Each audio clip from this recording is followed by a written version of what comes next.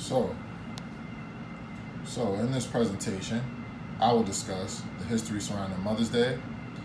Is Mother's Day from pagan origin? And happy Mother's Day. Okay, so this presentation is not for you if you react with emotion and not facts, if you do not care about celebrating pagan holidays, if you are stubborn, if you do not study what you practice or follow. So you can turn the video off right now. It's not for you. If you want to continue at your own will. So, is Mother's Day pagan? Answer, yes. When we define pagan, Merriam-Webster's dictionary defines it as a follower of polytheistic religion, as in ancient Rome, one who has little or no religion, who delights in sensual pleasures and material goods, an irreligious or hedonistic person. So, many ancient cultures told myths and legends about gods or goddesses who influenced and protected humankind. The ancient Greeks developed a complex web of myths and told many different stories about the immortal beings who populated their tales. Rhea was part of the first generation of Greek gods, a group of beautiful immortals called the Titans. So it is a pagan holiday. Rhea was the goddess of female fertility, motherhood, and generation. The ancient Greeks paid tribute to her with the spring festival. Rhea was worshipped as the mother of gods, and ancient Greeks used to celebrate their annual spring festival to honor Rhea, the goddess of nature and fertility. Ancient Romans also celebrated a spring festival in honor of Mother Goddess Cybele, some 2,500 years ago. So that's one celebration right there that already makes it pagan. In medieval Britain, servants were given the fourth Sunday of Lent to travel home and see their mother. This custom was called Mothering Sunday. In some cultures, they celebrate Mother Earth. This is all idolatry. So this is all idol worship,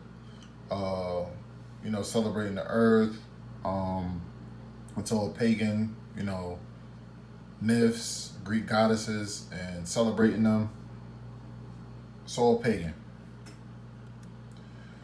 So that is the older version, the older origins of Mother's Day. More recently, the person credited with founding Mother's Day in the early 20th century is a lady by the name of Anna Jarvis, and that's her photo. The modern holiday of Mother's Day was first celebrated in 1908 when Anna Jarvis held a memorial for her mother at St. Andrew's Methodist Church in Grafton, West Virginia. It became an official holiday, that should say, in 1914.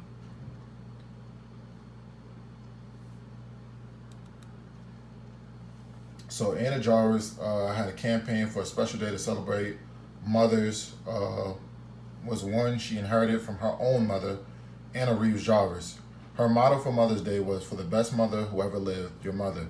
This was why the apostrophe had to be singular, not plural, because it was supposed to be specifically just for her mother and not all mothers. She was trying to honor her mother. Anna envisioned the holiday as a homecoming, a day to honor your mother, the one woman who dedicated her life to you. So you specifically focus on your mother and not all mothers, and really just honor and celebrate that, your mother and what she did for you. The woman responsible for the creation of Mother's Day, marked in many countries on the second Sunday in May, would have approved of the modern celebrations likely to take place on Mother's Day. The commercialization of the day horrified her to the extent that she even campaigned to have it rescinded. She died in 1948 and was still disappointed at what Mother's Day had become. So even though she's credited with founding it in the early 1900s, she didn't want it to be commercialized and people spending money on it and doing all of the antics and stuff that we see today. There's even a story out there that they were having a Mother's Day salad sale, and she asked someone to bring her one over, and then she threw it to the ground. I don't know if it's true or not, but that's one of the stories that's told. So, what does the Bible say? I know many of you watching this don't believe in the Bible. That's cool. But many people celebrate Mother's Day but believe in the Bible. However, the Bible is against pagan holidays, and it's against idol worship. So according to the Bible, you can't celebrate Mother's Day. So Ephesians 5:1 says, "Be ye therefore followers of God as dear children." So you follow God and be his child instead of following other things. Ephesians 5:11 says, "And have no fellowship with the unfruitful works of darkness, but rather reprove them." Reprove means criticize. So when you see people doing unfruitful things not of the Lord, you criticize. I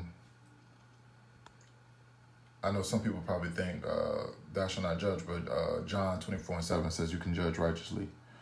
Exodus 20:12, "Honor thy father and thy mother, that thy days may be long upon the land which the Lord thy God have given thee."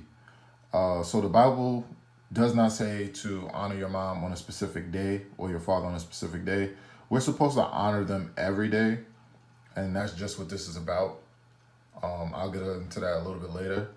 Romans 12:2, "And be not conformed to this world, but be transformed by the renewing of your mind." So you're not supposed to conform to the way of the world. There's a few other verses like that. When you see other people celebrating it, it doesn't mean you have to celebrate it. You're in your own mind. Jeremiah 10:2, "Thus saith the Lord, learn not the way of the heathen, and be not dismayed at the signs of heaven, for the heathen are dismayed at them."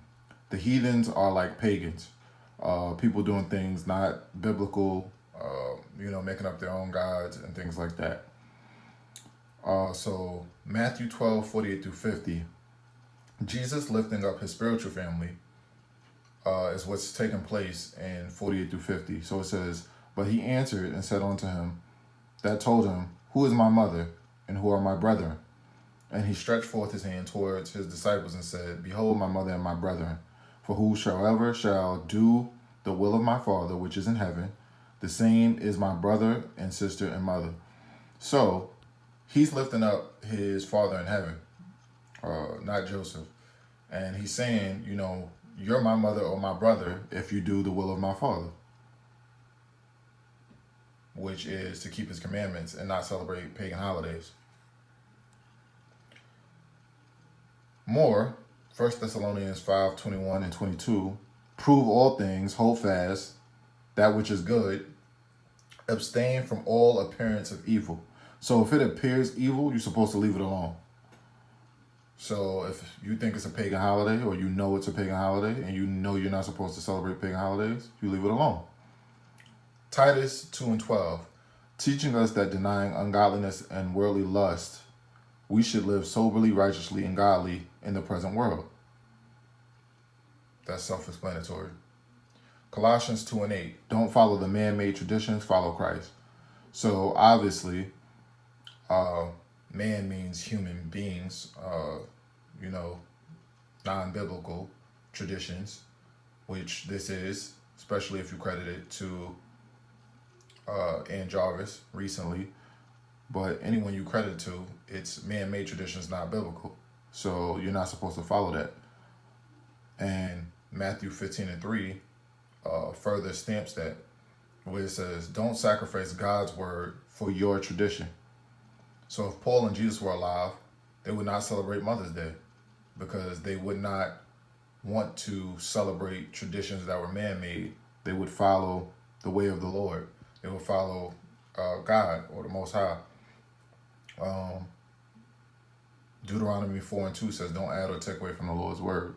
So if it's really not biblical, it's pretty much a pagan holiday. A lot of these are rooted in pagan holidays, but people still celebrate them even though you're not supposed to. Like Christmas, all of these other holidays, Easter, Halloween.